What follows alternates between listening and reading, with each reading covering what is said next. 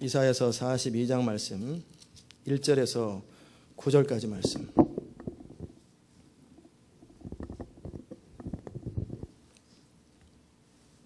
(1016페이지) 있습니다. 내가 붙드는 나의 종, 내 마음에 기뻐하는 나의 택한 사람을 보라. 내가 나의 신을 그에게 주었은즉 그가 이방의 공의를 베풀리라. 그는 외치지 아니하며 목소리를 높이지 아니하며 그 소리로 거리에 들리게 아니하며 상한 갈대를 꺾지 아니하며 꺼져가는 등불을 끄지 아니하고 진리로 공의를 베풀 것이며 그는 쇠하지 아니하고 낙담하지 아니하고 세상에 공의를 세우기에 이르리니 섬들이 그 교훈을 앙망하리라.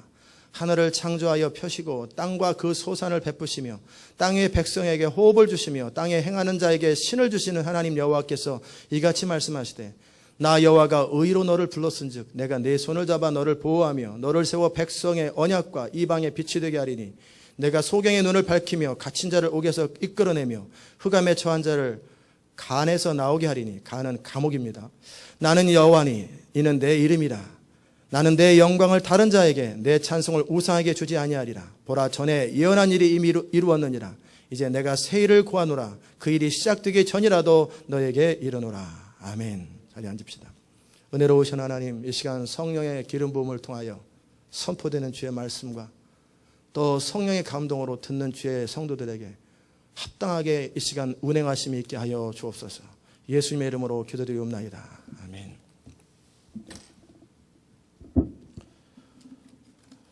오늘은 여러분과 함께 하나님의 영광을 위한 하나님의 열심이라는 제목으로 말씀을 함께 나눌 것입니다. 지금 선포되는 말씀은 제 생각이 아니고 하나님의 심장에서 우러나온 말씀입니다. 제가 밤새도록 그림은 그려졌는데 말씀을 준비하지 못할 때 제가 아침에 깼는데 6시 15분에 깼어요. 그때서부터 타이핑이 시작되고 그때서부터 신에 사로잡혀서 준비된 말씀입니다. 이 시대를 향해서 우리 성도들을 향해서 하나님의 안타까운 호소들입니다. 잘 들으시고 그 하나님의 말씀 앞에 반응하시기 바랍니다. 여러분, 하나님의 영광을 위해 살아간다는 것이 무엇을 말하는 것 같습니까? 하나님의 영광. 어떤 사람은 권투에서 우승을 했어요. 그래서 기도하면서 이 영광을 하나님께 돌립니다. 축구에서 골을 넣었을 때 무릎을 탁 꿇고 세레모니라면서 기도하는 거죠. 하나님의 영광을 돌립니다. 사업에서 성공했을 때 하나님의 도우심으로 사업을 성공했다고 하면서 하나님께 영광이 된다고, 영광을 돌린다고 말합니다. 이거 나쁘지 않습니다. 그러나 이것은 하나님의 영광의 지극히 일부분입니다. 지극히 일부분이에요. 이게 인생의 목적이 되면 안 돼요. 큰 영광은 되지 않아요. 진정 하나님의 영광의 목적은 뭐냐면 세상 모든 사람으로 하나님이 누구신지를 알고 그 하나님께 돌아와서 하나님을 경배하고 사단이 흐려놓았던 하나님에 대한 왜곡된 이미지를 바꾸어 중심에서부터 하나님을 경배하고 하나님을 찬송하게 만드는 거예요. 왜 제가 서두에 그런 얘기를 했냐면 하나님께 영광 돌립니다. 그러면 나는 하나님 말고도 너보다 더 큰 사업한다. 그 사람에게 영광이 안 돼요. 그 개인에게는 영광, 하나님과의 관계 속에서 은혜가 되겠지만 난 너보다 나아. 이 세상에서 안 믿는 사람이 잘나고 똑똑한 사람이 너무나 많고 뛰어난 사람이 너무나 많아요. 그들에게 웬만큼 적당히 어느 정도 해가지고 영광이 안 돼요. 그러나 정말 우리가 하나님께 영광을 돌릴 수 있는 방법이 있어요. 그건 뭐냐면 하나님 그분이 우리의 삶을 통해서 나타나는 거예요. 인간은요, 어떻게 할 때 하나님을 영화롭게 할 수 있냐면 영광의 핵심이 그거예요. 하나님을 온전히 알고 그분에게 합당한 경배를 드리는 것이고 창조주 하나님과 피조물인 인간의 온전한 관계를 누리게 하는 것. 그래서 물이 바다를 덮은 같이 여호와의 영광을 인정하는 것이 온 땅에 가득하기 위해서 하나님은 지금도 일하고 계세요. 근데 인간은 그 하나님의 성품을 왜곡했습니다. 오늘 이 말씀을 들으면서 우리 자신을 한번 돌아보세요. 하나님에 대한 이미지가 나는 어떤가? 마치 하나님이 내 인생을 빼앗아가는 것처럼 내 인생을 자칫 잘못하면 내가 원치 않는 길로 가가지고 인생을 망하게 하는 것처럼 내 행복을 빼앗아가는 존재처럼 하나님의 교회가 내 행복을 빼앗아가고 하나님께 너무 충성을 다하면 인생이 잘못될지 모른다라는, 그래서 인생이 재미없을지 모른다라는 그런 생각들을 가지고 있는 사람들이 교회에 너무나 많고 세상에 너무나 많아요. 또 시간이 남고 한가하면 교회 가서 하나님을 섬기겠지만 나는 너무 할 일이 많고 바쁘기 때문에 예배할 시간이 없다고 말하는 사람들. 그 내용은 마치 하나님을 예배하는 것이 마음의 위로는 되지만 실생활에 별로 도움이 안 된다고 여기는 것이 전제가 되어 있어요. 여전히 내 인생은 내가 알아서 해결하는 것이 더 효과적이라는 전제가 깔려 있다는 말이에요. 이렇듯 사람들은 각자 자기 나름대로의 그림을 가지고 있어요. 하나님에 대한 그림을. 우리가 헌신이 잘 안 되는 이유는 뭐냐면 바빠서도 아니고 연약해서 헌신이 되는 게 아니에요. 연약하기 때문에 헌신이 안 되는 게 아니에요. 중심에서 하나님에 대한 잘못된 이미지를 갖고 있기 때문에 헌신이 안 되는 거예요. 하나님이 정말 우리를 사랑하시며 나의 개인의 행복에도 관심을 가지고 계시고 그리고 온 마음을 다해 하나님을 섬기는 것은 옳은 것일 뿐만 아니라 풍성할 것이고 행복할 것이고 의미 있는 것일 것이고 잘 살아가는 데 도움이 될 거라는 것, 그거에 대한 확신이 없기 때문에 그래요. 좀 더 극단적으로 말하면 하나님의 뜻대로 살아가지 않으면, 마음을 다해 하나님을 섬기지 않고 사랑하지 않으면 인생이 잘못되거나 인생이 의미 없어지거나 엄청난 손해가 되는가? I don't think so. 이런 생각을 갖고 있어요. 그렇게 생각하지 않아. 그런데 어떤 사람은 하나님은 사랑이 많아서 괜찮을 거다. 그냥 다 봐주실 거다. 그래도 덮어줄 거다. 이런 식으로 또 나름대로 합리화해버려요. 그냥 적당히 자기 하고 싶은 대로 살아도 별 무리가 없고 가끔씩 회개하고 적당히 살아도 하나님과의 관계는 별 무리 없을 거라고 생각을 해요. 마치 적당히 바람피고 적당히 대충 살아도 부관계는 이상무. 그렇게 생각하는 미련한 남편과 똑같은 거예요. 그게 오늘날 성도들의 모습이에요. 정말 하나님을 온 마음을 다해 섬기고 하나님의 말씀을 지키고 온전히 순종하며 할 수 있는 한 최선을 다해서 하나님의 계명을 지키고 양심에 거리낌 없이 조금도 망설임 없이 하나님 앞에 살아가는 것이 정말 하나님께 영광이 되며 우리 인생을 위한 최선의 길이며 잘 살아가는 것이다. 이거에 대한 확신이 있는가? 이게 없기 때문에 헌신이 안 되는 거예요. 이 확신이 없어요. 정말 그의 나라와 그 일을 구하는 것이 이 모든 것에 더해지는 것처럼 인생을 잘 살아가는 방법인가? 이거에 대해서 나름대로 해석합니다. 나름대로 해석해요. 그래서 하나님의 영광을 누리지 못하는 거예요. 그 이유는 왜 그러냐면 교회의 모습을 바라보니, 믿는 자의 모습을 바라보니 그저 싸우고 별 차이 없어요. 뻔해요. 한심하고 또 목회자들의 문제가 방송에 부각되고 열심히 헌신하는 것처럼 보이는 사람들의 삶을 보니 별로 마음에 안 들고, 이 모든 것으로 인해서 적당히 마음에 실망감이 있어요. 그렇다고 예수를 안 믿자니 하나님은 계신 것 같고, 또 우리가 구원받은 건 알고 있는데 구원받아 천국에 들어가는 건 맞아요.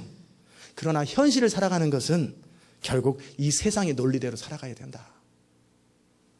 결국은 하나님의 뜻 옳지만 이 세상 살아가는 방식이 있다. 이런 생각들이 마음에 깔려 있어요. 표현을 안 하고 생각하고 싶어 하지 않는 것뿐이죠. 그래서 삶이 안 바뀌는 거예요. 하나님께서 그렇게 우리가 살아갈 때, 적당히 죄짓고 살아갈 때 우리 삶에 그냥 즉각 벼락을 쳐버리면 좋겠는데 안 그러시잖아요. 그러다 보니까 어느덧 아니라고 나태함이 생활에 만연되어 있어요. 그리고 속으로 어떻게 되겠지. 하나님의 나는 은혜를 의지합니다. 어떻게 되겠지. 됐으면 진즉 돼야죠. 어떤 사람은 적당히 자신의 방법으로 나름대로 헌신해봤어요. 열심히 해봤어요. 인생 문제 안 풀려요. 그냥 그래요. 중심에서 나름대로 하나님에 대한 실망감을 가지고 하나님에 대한 왜곡된 이미지를 또 가지고 있어요. 그것이 우리가 헌신하지 못하는 이유입니다. 또한 이것이 세상에서 하나님의 이름이 높아지지 못하는 이유예요.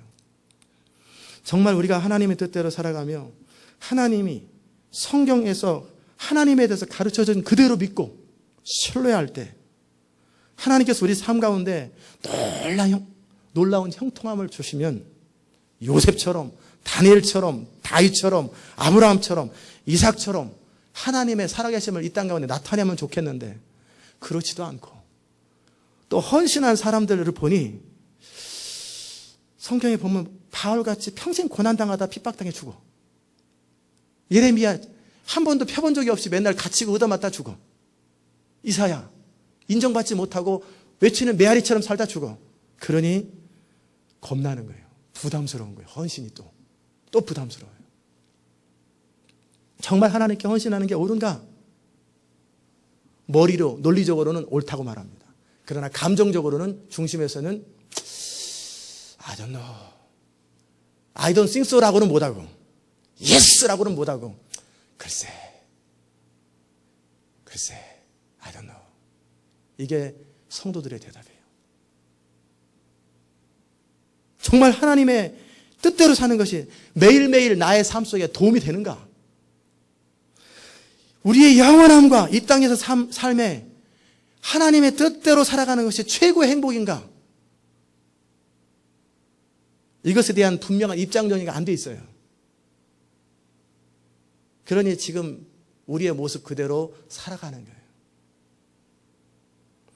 교회에서 상처받고 목회자가 지치고 무력해지는 것은, 성도들이 교회에서 상처받고 목회자가 나름대로 사역하다 지치는 것은 나름대로 하나님을 섬겨봤는데, 그런데 자신의 삶 속에서 워크아웃 하지 않아요. 워크이 안 돼요. 또 자기 생각대로 나름대로 하나님을 섬기고 목회도 해봤는데 잘 안 돼요. 그러니까 겁나는 거예요. 올인하기가 겁나는 거예요. 본전이 생각나는 거예요. 그래서 제대로 못 사는 거예요. 그래서 상식과 이성적인 방법대로 살아가면 최소한 기본은 유지하는데, 최소한의 삶은 유지되는데 괜히 올인했다가 완전히 망쳐버리면 나는 그런 미친 사람 되고 싶지 않다. 그게 알게 모르게 깔려 있어요, 사람들 속에. 이런 마음이 복잡한 사람들에게 제가 강단에서 하나님의 나라와 영광을 위해 살아가야 됩니다 막 그러면은 옳은 얘기죠. 근데 안 다가와요. 그리고 저에 대해서 저 사람은 진짜인가? 저 사람은 진짜 하나님의 사람인가? 보면은 어떨 때는 그런 것 같고, 말 들어보면 그런 것 같은데, 어떨 때 그냥 말하는 거 보면은 그냥 자기 멋대로 말도 하는 것 같고, 아는 것도 같고 긴 것도 같고 헷갈려요. 저에게서 예수님의 모습을 찾으려고 하고 있어요. 그런데 어떨 땐 그런 것 같아요. 근데 어떨 때는 아닌 것 같아요. 헷갈려요. 그러니 괜히 마음 줬다가 뺏기면 어떡하냐, 내 인생 망하면 어느 선에서 거리를 두자. 이게 성도들의 삶이에요. 이게 오늘날 교회들의 현주소예요. 그래서 자기 나름대로 살아가는 방식들을 나름대로 계산해 놨어요. 그 범위를 안 넘어갑니다.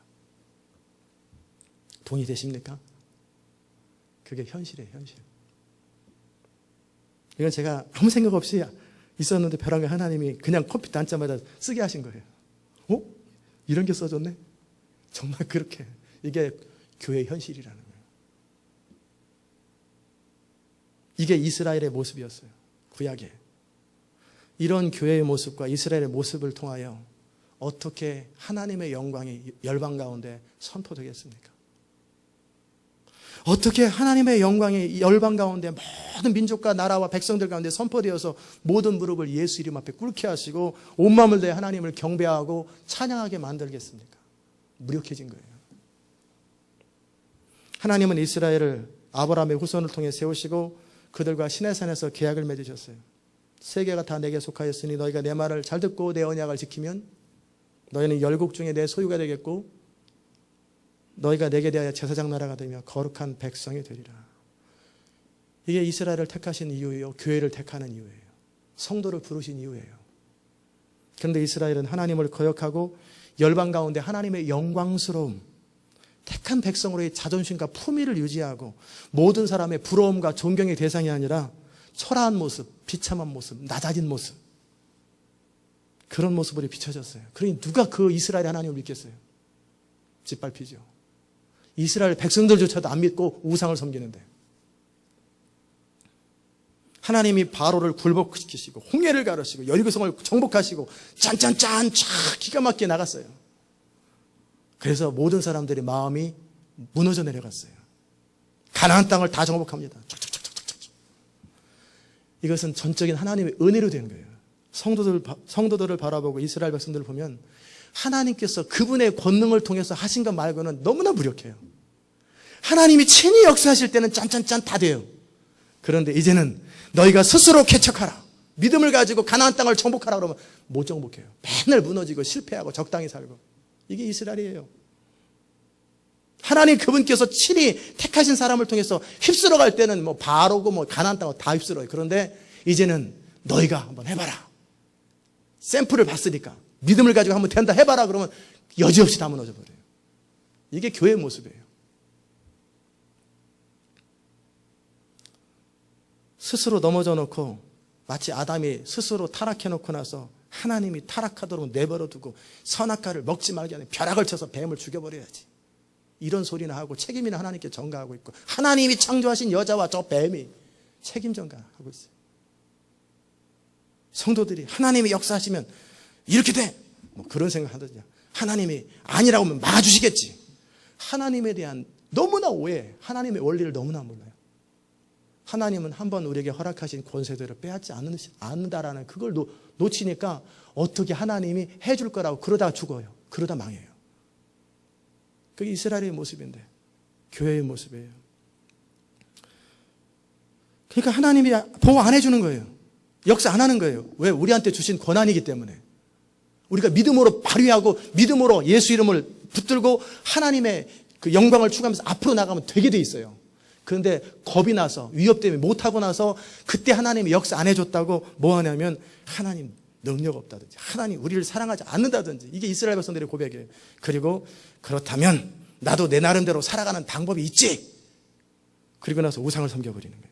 자기 힘과 능력을 의지하고 살고 편하게 사는 거예요. 대충 율법, 뭐 예배, 아유, 왜 청년들 하는 것처럼 옛날에 저 어렸을 때, 야, 교회 다니면 뭔 재미냐. 당구도 못 치고 술도 못 마시고 무슨 재미로 사냐. 나름대로 재밌게 살 수 있는 방법을 연구하는 거예요. 그리고 그런 자기들의 마음에 잘 가고 있다라고 합리화해 줄 수 있는 사람들을 찾고 우상을 섬기는 거예요. 육체의 소욕대로 살아가는 게 이 시대의 풍습이에요. 그러자 하나님이 보다 못해가지고 이스라엘 백성들을 내버려 두십니다. 그러면 이방인들한테 잡혀가지고 완전히 종살이를 해요. 그러면 하나님 그러다가 정신 차리고 부르짖다가 그러다가 조금 괜찮아지면 또 막 살아요. 또 막 살아. 그러다 또 맞고 이러다 망해버렸잖아요. 이게 이스라엘의 역사인데 성도들의 모습이랑 똑같아요. 똑같아요.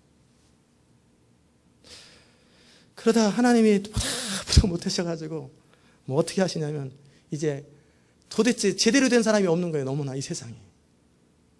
그러니까 하나님께서 독생자를 이 땅에 보내시는 거예요.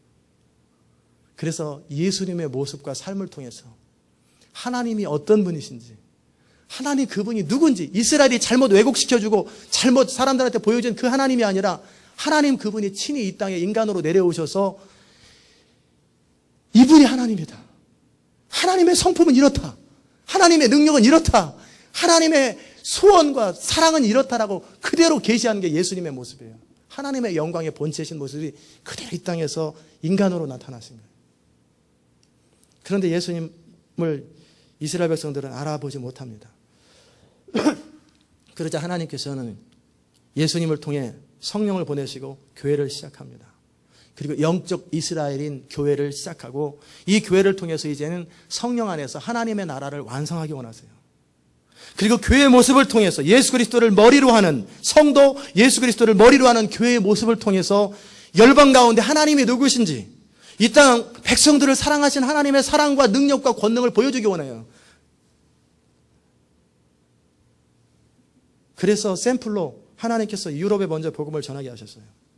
그리고 복음이 들어간 나라를 먼저 잘 되게 하셨어요. 부강하게 선진국을 만드셨어요. 그리고 이제 그 모든 것을 가지고 무엇을 하라고요? 복음을 하고 겸손히 낮아져서 섬기면서 복음을 전하라고 그랬더니 세계를 식민지화 만들어버려요. 그 힘과 무력으로 세계를 짓밟아버려요. 이슬람을 다 짓밟아버려요. 중동 땅을 다 짓밟아버려요. 아프리카를 짓밟아요. 아시아를 다 힘으로 눌러버려요. 힘으로. 그 힘은 그거 하라고 사용하는 거 아닌데 그 힘을 가지고 그 재원과 모든 능력을 가지고 겸손히 낮아져서 사람들을 세우고 사랑하고 그래서 하나님의 사랑을 선포하라는 건데 다 짓밟아버려요, 세상을. 그러니까 이슬람과 원수가 됐고 아프리카 땅 백인들이 들어가면 복음 안 받아들여요. 아시아 땅 원수입니다. 다 원수예요. 유럽 사람들 복음 선교 이제는 더 이상 못해요. 물론 하나님께서 이런 식민지를 통해서 복음의 그래도 기본적인 복음이라는 단어 자체, 예수 이름 자체를 전달한 건 사실이지만 그들의 태도가 너무나 엉망이었어요. 그러니 유럽의 기독교 이미지는 완전히 실추됐습니다. 그러다 그 이전에 또 중세 기독교가 콘스탄티누스 황제로 인해서 개종된 기독교가 국교가 되면서 기독교는 변질되어서 로마 캐톨릭은 기독교가 아닙니다. 그 구교, 신교 아니에요. 로마 캐톨릭은 기독교 아니에요. 짝퉁이에요. 거기 하나님 없어요. 저는 이 말씀이 전 세계에 퍼졌으면 좋겠어요. 초대교회 이스라엘 백성들을 통해 시작한 초대교회의 그 영적인 흐름들이 교회가 국교화되면서부터 변질돼 버리고 소수파로 믿음과 경건을 지키겠다고 남아있는 사람들이 진짜 기독교예요. 그게 기독교예요. 그 사람들을 로마 캐톨릭은 다 죽여버렸어요. 다 죽여요. 무조건 다 죽여요. 진짜 제대로 믿는 모든 성도들을, 남은 자들을 다 죽여버립니다. 이게 로마 캐톨릭의 역사예요. 그러다 보다 못하니까 그리고 스스로 하나님을 섬기는 자기들이 하나님을 제일 잘 섬긴다고 하니까 하나님의 이름이 열방 가운데 못 오게 되니까 하나님이 도저히 안 돼가지고 루터와 켈빈을 그 캐톨릭 안에서 일으킨 거예요. 이유가 뭐냐면 캐톨릭은 허구다, 거짓말이다, 적그리스도라고 루터가 직접 말하는 거예요. 이건 허구다라고. 캐톨릭은 기독교 아니에요. 지금도 캐톨릭은 정치 집단이에요. 기독교 아니에요. 캐톨릭을 통해서 복음이라는 단어, 예수 이름이 전달되어서 그것을 통해 구원받는 그것이 극소수 0.1% 정도 있을지 모르지만 캐톨릭에게 모든 교리나 모든 건 하나님을 대적하는 거예요. 기독교 아니에요. 정신 똑바로 차리십시오. 그러니까 루터와 켈빈을 통해서 기독교를 새로 하는 거예요. 왜? 대세가 캐톨릭이 돼버렸으니까. 흐름을 바꾸는데 그랬더니 루터와 켈빈을 몇백 년 동안을 그 개신교가 아니죠. 원래 기독교, 이 리포메이션, 이거를 핍박하다가 나중에는 어떻게 하니까 대세가 돼버리니까 내 동생들이다. 이렇게. 안 해요. 루터와 켈빈과 이 종교 개혁을 통해 교회가 회복되는 거예요. 원래 하나님이 말씀하셨던 성경으로 돌아가는 거예요. 로마 캐톨릭 중세 당시에는 성경 읽지도 않아요. 자기들 교리를 읽지. 성경으로 돌아가는 거예요. 원래 기독교로 돌아가자. 그 무브먼트가 일어난 거예요. 그것을 통해서 한 300~400년, 400년 동안 전 세계로 선교가 조금씩 되어지기 시작합니다. 그러나 지금 21세기의 기독교, 한국과 미국의 기독교는 기독교가 세속화되어서 더 이상 기독교는 존경과 부러움의 대상이 아니라 혐오의 대상이 되었어요. 유럽은 더 혐오해요. 기독교를 믿는다면 무당집, 옛날 우리 어렸을 때 무당집 이상하게 보이잖아요. 꼭 그런 느낌이에요. 유럽은. 기독교가 무당 같아요. 그렇게 돼버렸어요. 그러니 이슬람이 확장되는 거예요. 그러니 동방 종교들이 확장되는 거예요. 이러한 시대에 어찌 보면 인간이 그렇게 하나님의 영광을 왜곡하고 훼손하는 이 시대에 무지한 이스라엘 백성과 어리석은 교회들을 통해 왜 그렇게 하나님의 뜻대로 교회를 이끌어가지 못하는지, 왜곡하는지, 왜 그렇게 교회와 그리스도인이 무력하고 하나님의 뜻과 상관없이 살아가는지, 하나님의 마음이 안타까워서 견디지 못하는 게 이게 하나님의 심장이에요. 그걸 알아주셨으면 좋겠어요.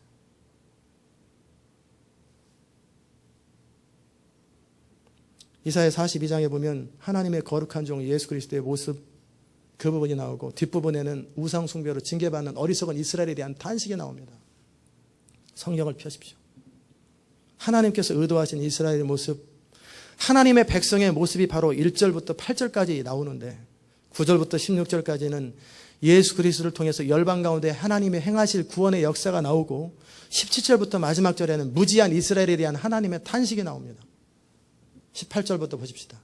너희 귀머거리들아 들으라. 너희 소경들아 밝히보라. 소경이 누구냐? 내 종 이스라엘이 아니냐? 누가 나의 보내는 사자같이 귀머거리겠느냐? 하나님의 종들이 귀머거리라는 거예요. 누가 나와 친한 이스라엘 백성들 말하는 거예요. 나와 친한 자같이 소경이겠느냐. 누가 여호와의 종같이 소경이겠느냐. 하나님의 대사로서 이스라엘 백성들을 종으로 부르셨잖아요. 근데 그들이 제일 소경이라는 거예요. 제일 소경. 네가 많은 것을 볼지라도 유의치 아니하며 귀는 밝을지라도 듣지 아니하는도다. 이게 하나님의 탄식입니다.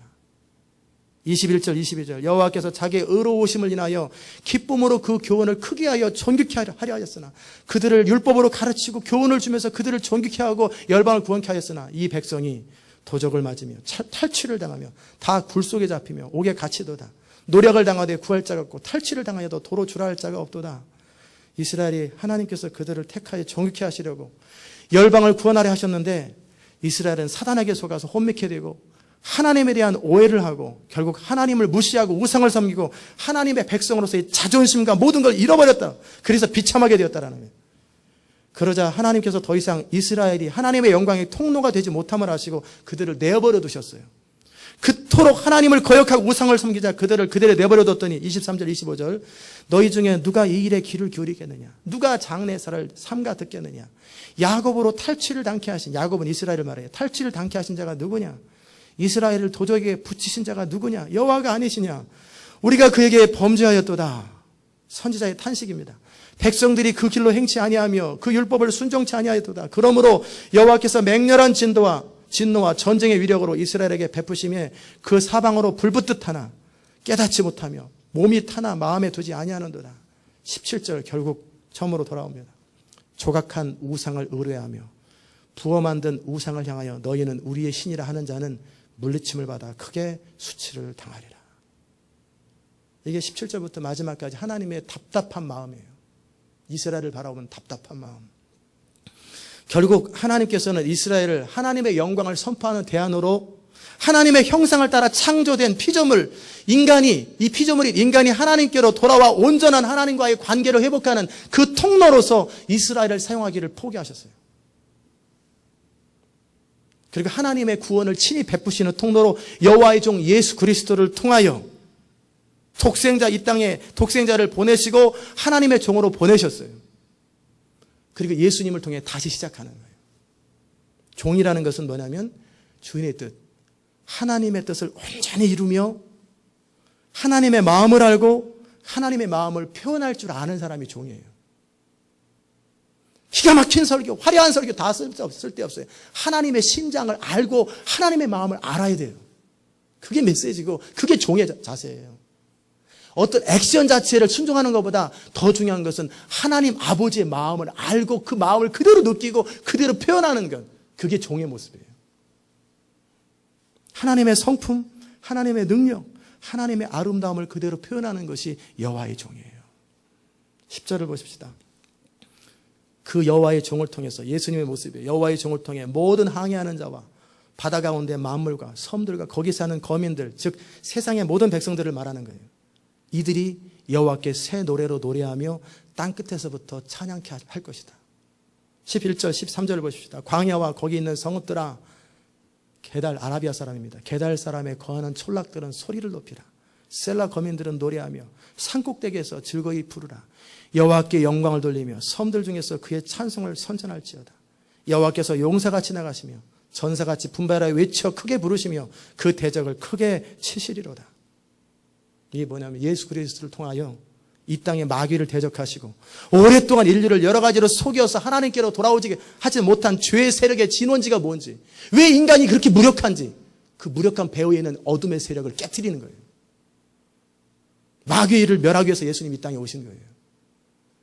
무슨 예수님은 치료하시고 고쳐주시고 맞습니다. 그러나 그게 본질이 아니에요. 질병의 근원, 인간의 연약함의 근원인 마귀를 깨트려버리는 거예요. 그것 때문에 이 땅에 오셨어요. 14절 이하 보십시다. 내가 오랫동안 고요히 하며 잠잠히 하여 참았으나 이제는 내가 해산하는 여인같이 부르짖으리니 숨이 차서 심히 헐떡일 것이라. 하나님께서 너무나 이스라엘을 바라보면서 답답해서 진통하는 여인처럼 견디지 못하다가 이제는 내가 친히 하겠다. 그래서 하나님의 아들 예수 그리스도를 보내신 거예요. 15절 16절을 보십시다. 내가 큰 산과 작은 산을 황무케 하며 그 초목을 마르게 하며 강들로 섬이 되게 하며 못들을 마르게 할 것이며 내가 소경을 그들의 알지 못하는 길로 이끌며 그들이 알지 못하는 첩경으로 빠른 길로 인도하며 흑암으로 그 앞에 광명이 되게 하며 구분대로 곱게 할 것이라. 내가 하나님 그분이 내가 이 일을 행하며 그들을 버리지 아니하리니. 이 말씀은 하나님께서 친히 행하신다는 것입니다. 이제 저를 보셔도 됩니다. 하나님 그분께서 친히 영광을 선포하신다라는 거예요. 우리 교회 바깥에 있는 지존자가 친히 시온을 세우리라. 이것은 굉장한 의미 있는 거예요. 하나님 그분께서 친히 이끌어 가시는 그 교회, 그런 의미예요. 갈 때마다 여러분이 확인하고 들어오실 때마다 한 번씩 보시고 그렇게 해야 되는, 하나님이 친히, 그분이 친히 하나님의 일을 이루시고 그래서 이 땅에 친히 내려오신 거예요. 너무나 이스라엘을 바라보고 하나님의 역사들을 바라보니 답답해서 견디지 못하는 거예요. 참고 기다리시다가, 그러나 함부로 하실 수는 없잖아요. 약속대로 메시아, 아브라함과 다윗의 후손 예수 그리스도 메시아가 오실 때까지 하나님은 기다리다가 이게 해산 직전이에요. 그러다가 이 땅에 예수 그리스도가 태어나시는 거예요. 그래서 소경되었던 이스라엘 백성들을 향하여 말씀하시는 거예요. 내가 하려고 했던 게 뭔지 이제 좀 봐라 좀. 내가 정말 원했던 거, 내가 꿈꿨던 거, 너희를 통해 하고 싶었던 게 뭔지 내 종을 통해서 좀 보라는 거예요. 그랬더니 십자가에 못 박아버리네요, 이스라엘은. 보라는 거예요, 제발 좀. 들으라는 거예요.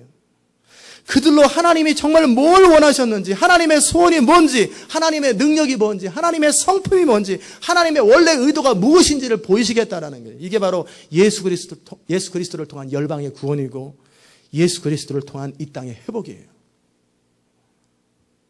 예수 그리스도의 모습은 이스라엘이 갖춰야 될 모습이었어요. 또한 예수 그리스도의 모습은 교회가, 또 교회의 지체인 성도들이 갖추어오고 따라가야 될 모델이에요. 그 모습 그대로예요. 하나님이 원하시고 기대하시는 여호와의 종의 모습이에요. 보십시다. 1절부터 9절까지입니다. 내가 붙드는 나의 종, 내 마음에 기뻐하는 나의 택한 사람을 보라. 내가 나의 신을 그에게 주었은즉 그가 이방의 공의를 베풀리라. 하나님이 이스라엘을 통해 처음 의도하셨던 모습이에요. 이제 마지막 시대 때 예수 그리스도를 통해 세워진 교회에게 원하시는 모습이에요. 하나님께서 하나님의 영광을 위하여 택할 사람과 민족을 찾으십니다. 또 그 사람에게, 그 교회에게 하나님의 신이신 성령을 부어주실 것입니다. 그래서 열방 가운데 하나님의 righteousness, 공의를 베푸실 거예요. 2절에 그는 외치지 아니하며 목소리를 높이지 아니하며 그 소리로 거리에 들리게 아니하며, 이게 뭐냐면 떠벌리지 않는다라는 거예요. 스스로 잘난 척하지 않는다라는 거예요. 교만하여 큰 소리 치지 아니하는 거예요. 자기 영광을 구하는 선민의식, 모든 이방 백성들은 뗄감이다 뭐 이런 소리 안 하고 자기 위치를 정확하게 알고 자기 교회를 자랑하지 않고 자기 능력을 믿지 아니하고 자기 위대함을 드러내지 않는 거예요. 3절 상한 갈대를 꺾지 아니하며 꺼져가는 등불을 끄지 아니하고 진리로 공의를 베풀 것입니다. 하나님의 자비와 인자하심으로 잃어버린 영혼을 구하고 그들을 불쌍히 여기되 인정으로, 하나님의 사랑이 아니라 인정으로 치우친 사랑으로 인해서 하나님의 진리를 훼손하지 않는 거예요. 인자와 진리가 균형을 갖춰야 돼요. 왜곡되지 않은 하나님의 사랑이에요. 어떤 사람은 지나치게 엄격하고 냉정해서 사랑이 없는 사람이 있고, 어떤 사람은 사랑하면서 그저 그냥 치우쳐도 그냥 내버려두고 용납하는 것, 이게 치우친 사랑이라는 거예요. 인자와 진리가 균형을 갖춘 사랑, 이게 예수 그리스도의 모습이었어요. 4절에 그는 쇠하지 아니하며 낙담하지 아니하고 세상에 공의를 세우게 이르리니 섬들이 그 교훈을 앙망하리라. 여호와의 종은 지치지 아니합니다. 무력하지 아니합니다. 왜? 하나님의 신이 그에게 부어졌기 때문에. 엘리야처럼 낙심해서 이제 죽어도 좋사오니 이렇게 무력해지지 않습니다. 하나님의 공의가 온 땅까지 미칠 때까지 예수 그리스도의 사역은 끊이지 않아요. 계속해서 지치지 않냐고 마지막까지 완성하시는 분이 예수 그리스도예요.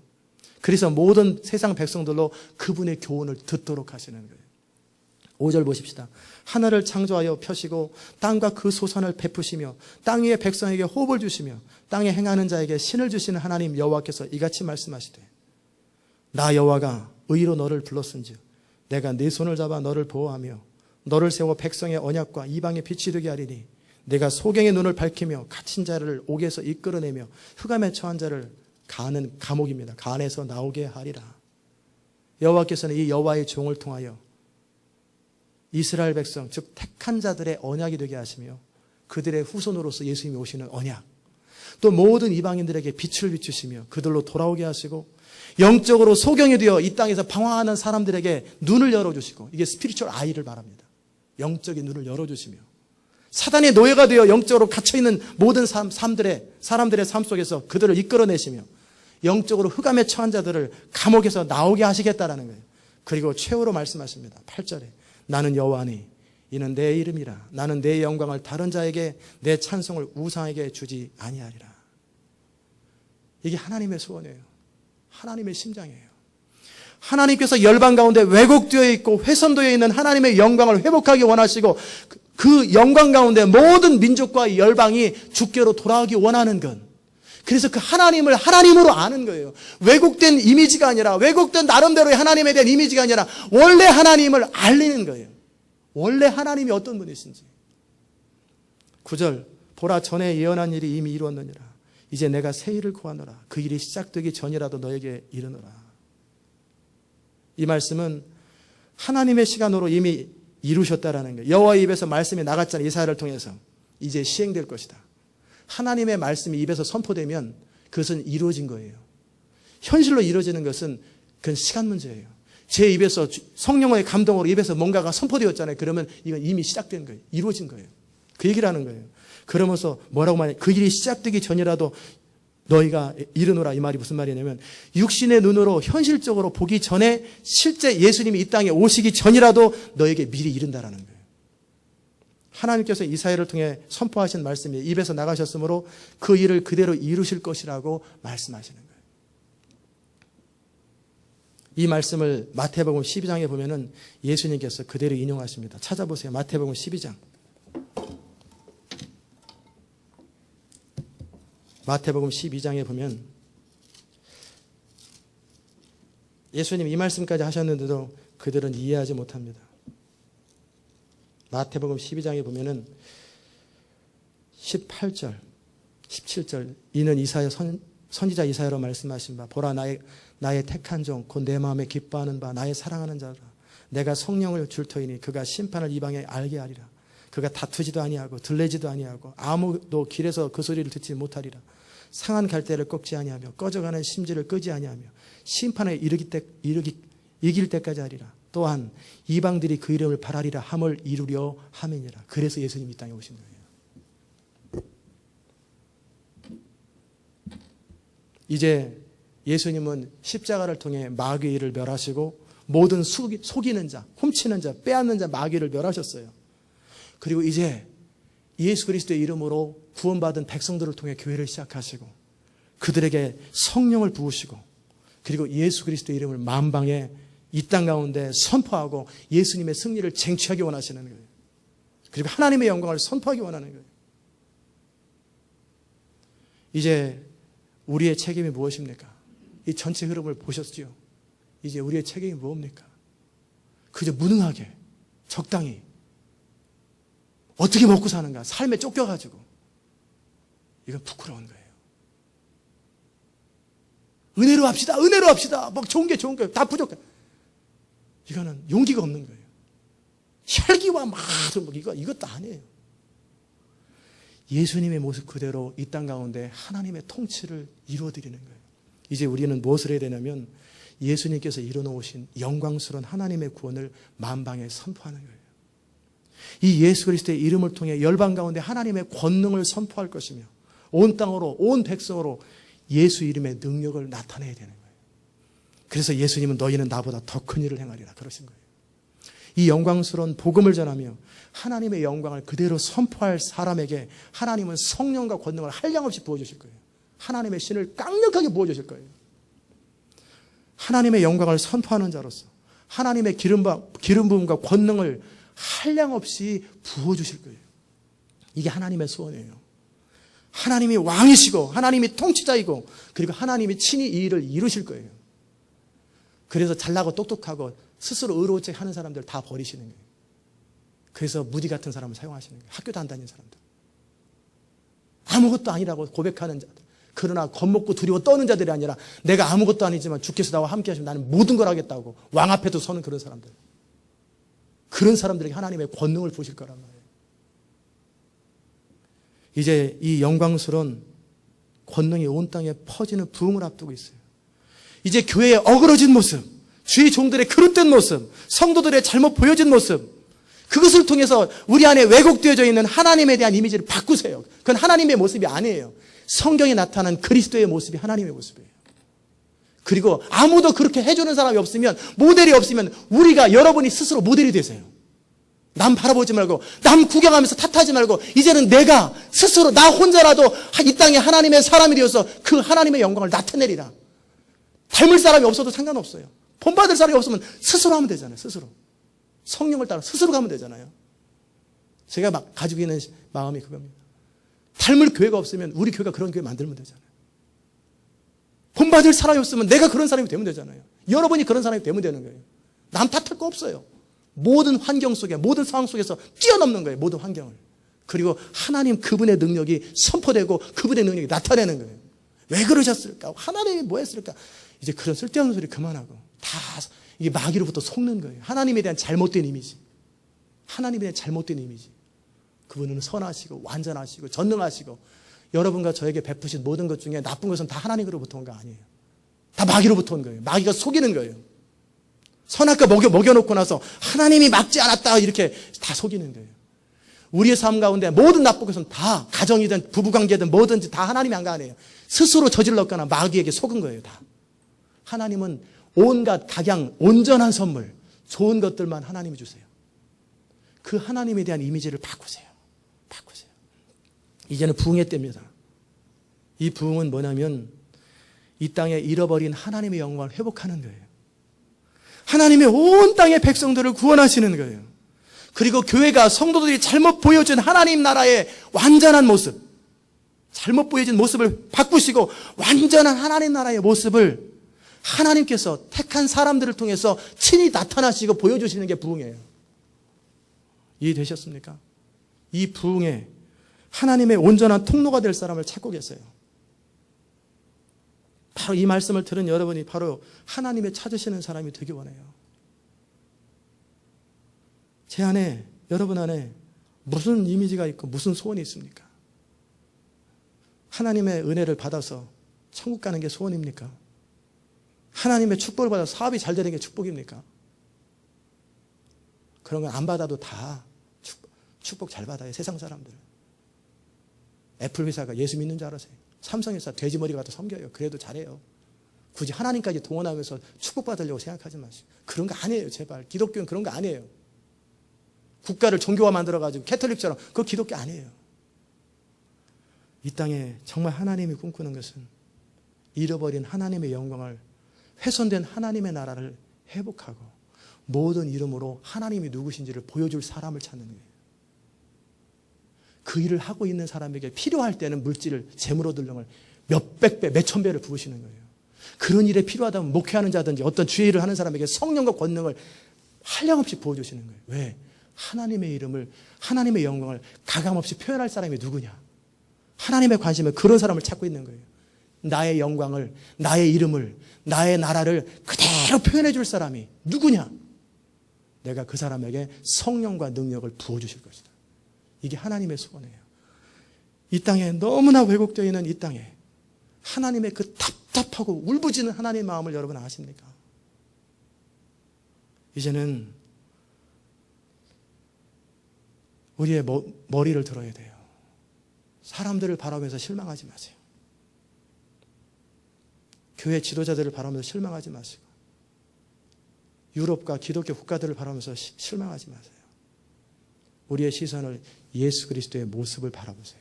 이사야에 나와 있는, 마태복음에 나와 있는 예수 그리스도의 모습이 우리가 본받을 모습이고 아무도 본받을 사람이 없으면 여러분이 친히 그 사람이 되세요. 세상에 본을 보여주세요. 누구 본받으려고 하지 마세요. 예수님을 본받으세요. 비교하지도 말고 기대지도 말고 바라보면서 실망하지도 마세요. 사람을 보는 즉시 그 사람 우상이 되고 사람을 보는 즉시 그 사람은 여러분을 실망시킬 것입니다. 우리 모두는 예수 그리스도를 바라봐야 돼요. 그리고 아무도 하느니 없으면 우리가 친히 예수 그리스도의 이름을 가지고 하나님의 통로가 되어야 돼요. 영광의 통로. 그게 부흥이에요. 정말 원합니다. 우리 여러분과 제가 이 말씀을 들으시는 분들이 그런 사람 되세요. 거룩하고 완전한 하나님의 통로가 되세요. 이 땅 가운데 하나님의 영광을 선포하는 복된 인생이 되세요. 이것이 완전한 인생입니다. 이게 영원히 남는 인생이에요. 기도하십시다. 하나님 아버지 감사합니다. 오늘도 주의 음성을 우리에게 들려주시니 감사합니다. 살아계신 주님, 수천 년 동안 아담의 타락으로 훼손된 인간의 마음속에 훼손된 하나님의 이미지, 21세기에 살고 있는 이 시대 교회, 세상, 또 크리스찬들의 모습 보면서 훼손되어 있는 하나님 나라의 이미지 어찌하면 좋겠습니까? 예수님을 통해서 이 땅에 하나님의 구원을 친히 이루셨던 주님, 마지막 부흥 때 하나님께서 하나님의 성령을 한량없이 부으셔서 이 땅 가운데 하나님의 영광을 나타내시고 하나님의 영광을 회복하시고 하나님의 이름이 모든 열방 가운데 선포되어 모든 무릎으로 하나님의 이름 앞에 꿇어지게 하여 주시옵소서. 감사드리며 예수님의 이름으로 기도드리옵나이다. 아멘.